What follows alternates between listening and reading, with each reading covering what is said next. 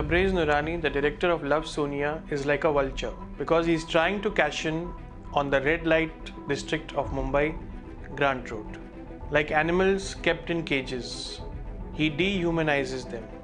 He doesn't humanize them at all. This film is a film made for tourists, the tourists of poverty and exploitation. The audience feels for these characters.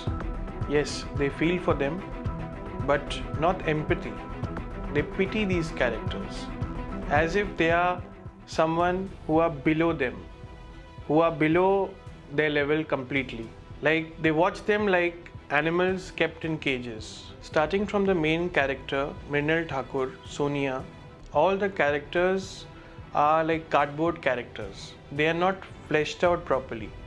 And what happens in a good narrative? How do we get attracted to a good film or a good narrative? It is through the characters. It is through the flesh and blood of characters.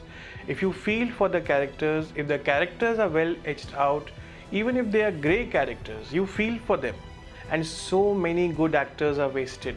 Like Sai Tamankar, who was there in the Hindi film Hunter, such a fine actress. She's playing the child trafficker who takes Mrunal from the village to the city. Her role is so insignificant and she has hardly anything to do. A great actor like Ankur Vikal, who was there in Slumdog Millionaire, well, he is wasted in Hindi films altogether. So these are just two examples. Adil Hussain, Rajkummar Rao, all the good actors are wasted. Just 2-minute parts. Demi Moore has one line in the film. Even Sunny Pawar has been cast. Yeah, the small boy from Lion, and his dialogue is Thukam Thukai, something like that. Some dialogue like that. So this guy Noorani seems like a Jugadu director who has collected this good motley bunch of actors and created a piece of shit. He has shown shit. Mrunal Thakur has been made to clean shit in Grant Road in the brothels. Don't we know about these brothels? Don't we know about the red light areas? Then what is the director trying to show? He's taking us through a tour of Grant Road, then Hong Kong brothel, then a LA brothel. So this film is nothing but a tour of brothels. This is a story which starts in a village.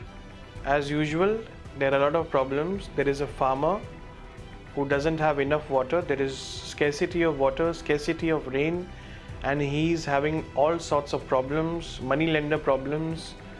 So he sells off his daughter Preeti. He has two daughters, Preeti and Sonia. So he sells off his daughter conveniently, and the main premise of the film is that Sonia goes in search of Preeti to the big bad world of Mumbai. Yeah, Mumbai is shown as the worst city in the world, and top angle shot with ominous music. That is Mumbai, and you are scared to live in a city like Mumbai after watching this film. So she comes to the big bad world of Mumbai, where she lands up in a brothel, and she goes through all kinds of experiences, where Manoj Bajpayee is reliving his role from the film Aks. So basically Sonia Mumbai के brothel में पहुंचती है, वहाँ से निकल के Hong Kong के brothel में, और फिर वहाँ से निकल के LA के ब्रोथल में, where Mark Duplass screws her, her virginity is intact. And what is Mark Duplass's role? To give her a phone and to teach her how the phone functions. So such a good actor is reduced to doing just this, to one shot of screwing her and giving her the phone and explaining to her how the phone works. That's it. So then she is transported back to India, to the local NGO where Rajkummar Rao works. In between, she meets her sister briefly during the interval. Her sister has become a prostitute. And suddenly, the film becomes about sibling jealousy. Preeti, who is her sister of Sonia, tells Sonia that you were jealous of me and all this happened because of you. That is why our father sold me.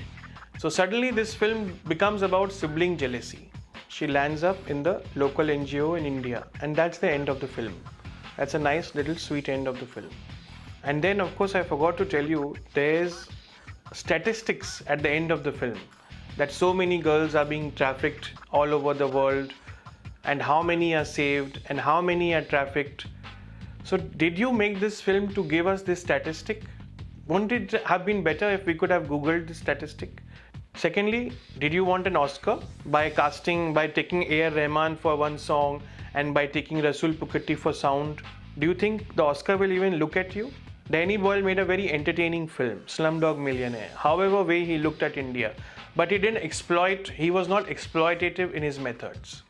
Or that is debatable, but at least not to this level. क्या वो ये NGO पे film बनाना चाहते थे? Did he want to make a film on this NGO? Are you giving us a tour of brothels?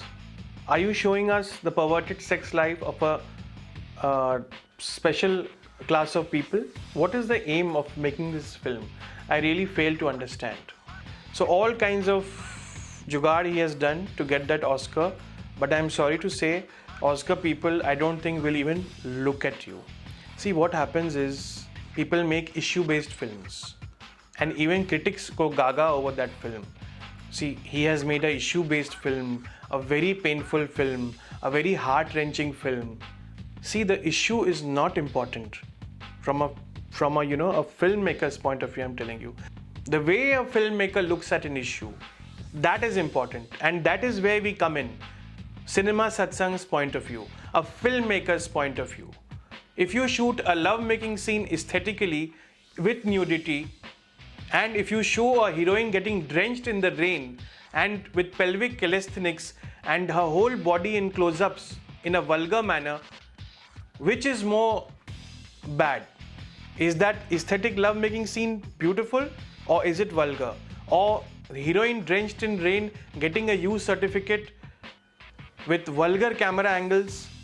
So this is just a boring voyeuristic show and nothing else. Is this a documentary? No. Is this a fiction? No. What is it?